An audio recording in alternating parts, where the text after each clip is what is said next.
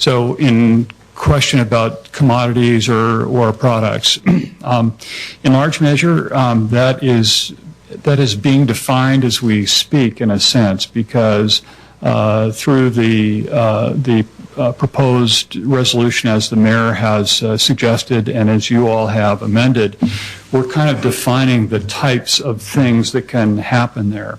It won't be a container terminal, because a container terminal requires probably a 2,000-meter sheet pile wall, and that just isn't going to work on Hayden Island.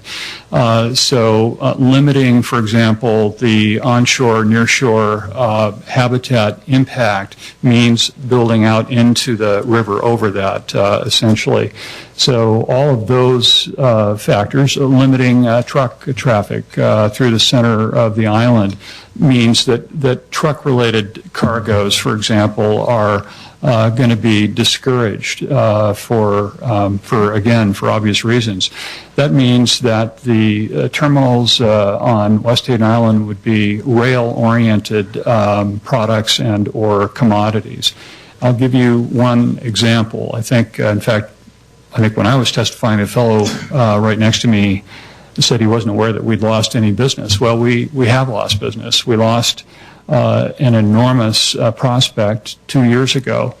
We spent, probably the better part of a year working with a combination Itochu Bunge, Bunge is a U.S.-based firm. Itochu is a Japanese company, who were looking at the old grain terminal at Terminal 4 to build a new grain facility. And for a variety of reasons, they decided that it was not possible. And one of the reasons was the track situation would not accommodate large loop tracks.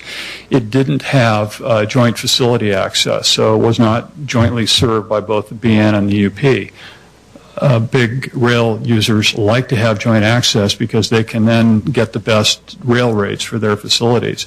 So after a year and considerable effort, they went down to Longview, and they're in the process now of completing what will be about a $200 million state-of-the-art grain terminal that is driven primarily by the export of soybeans from the United States to China.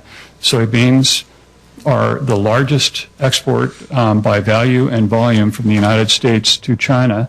It's a commodity that 10 years ago was not taken into consideration when the economic analysis was done for the channel. So for the channel deepening project, my point here is this.